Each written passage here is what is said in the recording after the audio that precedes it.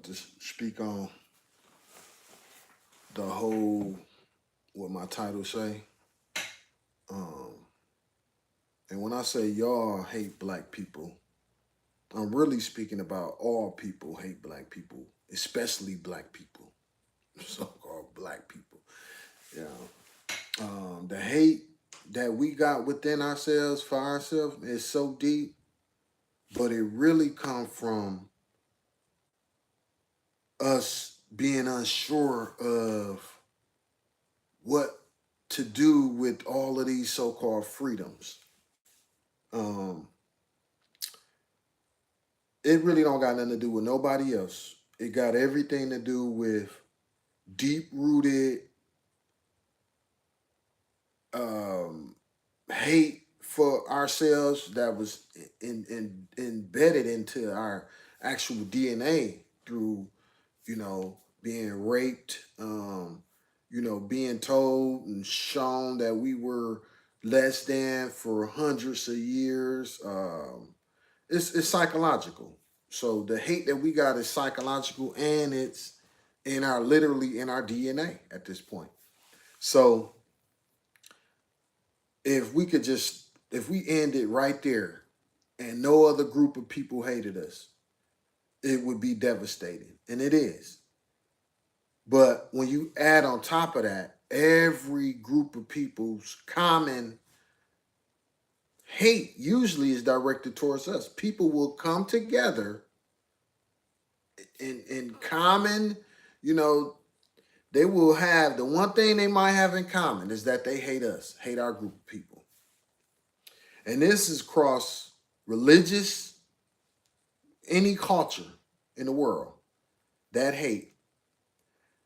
But it's very pervasive within our community, that self-hate that we have.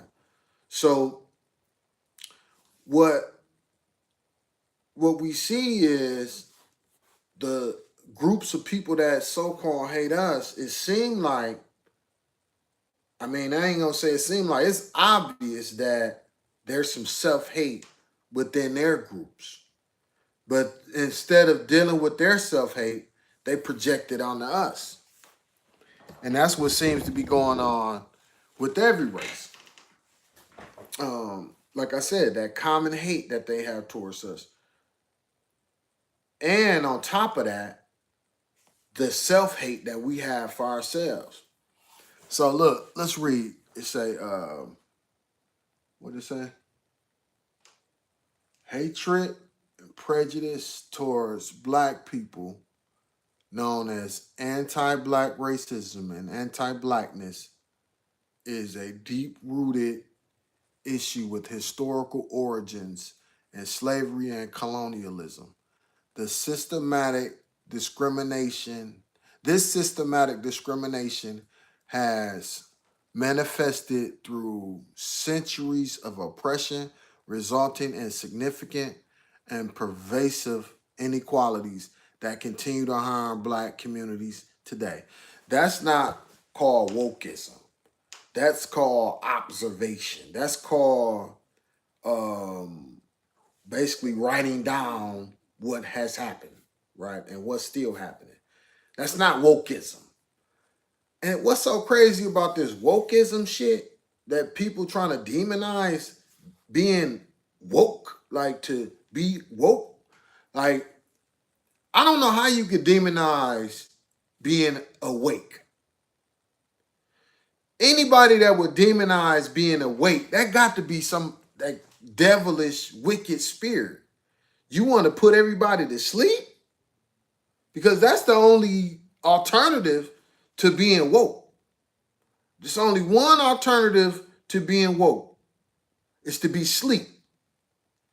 And so it's crazy when you hear people, when I hear people saying wokeism. And please don't try to mix in the alphabet, the LBGTQ, because that's not, when we say being woke, we're not talking about that. That's far from how when we came up with being woke, because we came up with that term. Black people came up with that term. We came up with that term to say, denote, stay aware. Stay focused. You know, don't fall, don't be bamboozled. You know, and I think a lot of our people, they done forgot what the shit mean. You know what I'm saying? Because they not, I don't hear nobody speaking on that like I just said. You know, directly challenging these people, talking about wokeism. Like, bro, that just means staying aware. That means staying afloat, staying above, you know, above water. Don't be sleep. Don't let your mind be dead. You know, stay awoke. You stay live. You know what I'm saying? Stay alive. So the opposite, I don't even think the people that so-called hate wokeism know what they hate. Because if they did know, I don't know nobody. Like I said, I don't know no person in their right mind that can hate being awake. To hate being awake means to hate life. You want to be asleep instead of awake. So yeah, I think a lot of people think it actually means promoting the alphabet community. You know what I'm saying? The LGBTQ community. Um, Ask majority of us black people, you know, heterosexual black people, regular black people, tap people that's aware, like in tune with what blackness mean.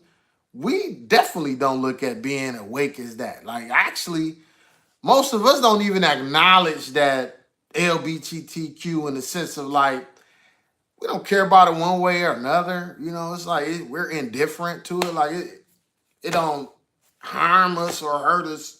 You know, it don't harm us or help us in no shape or form. So being woke, if you ask any black person, means to be aware, to just simply um, be, you know, not sleep, to be awake, to not be dead. That's what being awake means to any black person. When we came up with that terminology, I've been saying it for maybe 10, 15, 20 years, you know, stay woke, you know what I'm saying? Stay awake, you know, stay aware, stay tapped in. You know, also is another term for us, tapped in, you know what I'm saying? To not be fooled by dumb shit. That's what being woke means. So these hateful Republicans, they done took that term and attached it to the LGBTQ people, which, like I said, we don't necessarily care. Like, if you want to share in that, sharing it, but don't don't try to override what we meant when we first came up with that terminology. You know, it don't mean LGBTQ. It don't absolutely not mean that. You know, but if you can be aware and be awake and still, you can still be LGBTQ and be aware and, you know, yeah, we can share, anybody can share that. You know what I'm saying? The people on the so-called right can share that. You know, you could be aware too, be awoke too. I don't want nobody to be dead. You know, I want everybody to stay aware and stay awoke. You know what I'm saying? And not fall for dumb shit. So that's kind of like how you know, a lot of this confusion has permeated, you know what I'm saying? But yeah, so when we talking about facts, historical facts, man, these days, um, it's like they want to do the reverse. So by me reading that, in a lot of people's mind, that's like reverse racism. That's reverse racism. So the victim of something, and let me clear this up when I say victim. I'm not a victim per se, but I'm a victim through my ancestors being victims, right? I inherited them being victims. And when we speak on these things, and I am actually victims of, but it's like more benign, you know, it's like, you know, more subtle hatred towards my people now. It's not as overt, and the whole entire system don't physically do these things all the time unless you're incarcerated. You know what I'm saying? So when we speak on hate, you know, it's crazy how even these platforms, these social media platforms, They want to silence our voices, you know. But it's weird how they showed that heinous act of my man's. They showed that, but they don't. They like when I'm talking, this video might get flagged for me speaking, basically just talking about what happened. This video might get flagged, but that assassin or murder or shooting of Charlie Kirk, by me saying certain words, you know, and I believe most of it come from the people that watches these videos. They basically on some Karen shit, and they want to report it, you know, because they don't want to hear nothing that really means something. And honestly, really hate to see our black ass faces on these videos. You know, a lot of hate that we see right now is social hate, social media hate. You know, a lot of the hate that people have towards black people is really more directed towards these platforms and our channels. You know, a lot of them want to silence our voices, you know, virtually. You know what I'm saying? It's virtual hate right now. That's what's going on. And you know, you can even, you can even attest, like you can even look at these you know, just basically the whole virtual reality setting, you know, with the whole icons that people have. You know, people see some black skin. I can already tell that that these what's it called, these I can't even, avatars. Yeah, the avatars. So even in the virtual world with the avatars, um, I already know it's gonna be some racism in the virtual world. You know, it's sickening, man. It's sickening that the racism, the hate for black people will exist even when it ain't no people there, no real people there. So that's deep. That's real deep. So let's read this right here.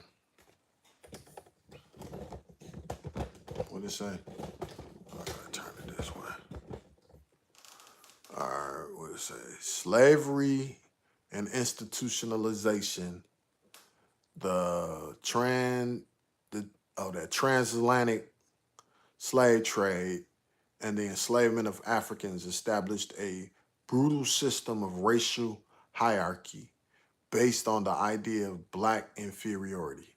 This foundation of white supremacy was embedded in early American law and society. Right. So this country was built on that.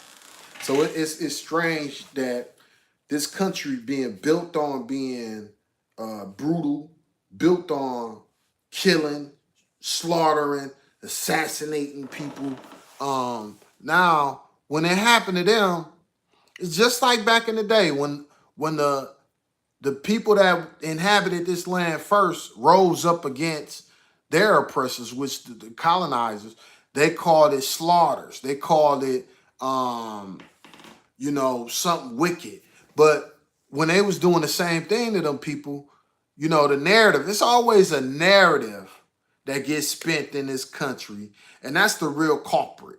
It's that narrative, that false narrative, that you know, that double standard that these people can do certain things to other people, but if it's done to them, oh, it's the worst thing imaginable. You know, so even me speaking up about people hating black people is looked at as the worst thing imaginable. You know, I'm going to be looked at as you're wrong for even bringing it up, you know, just because you feel uncomfortable. We wrong. Like I said, man, in the last video, reparations.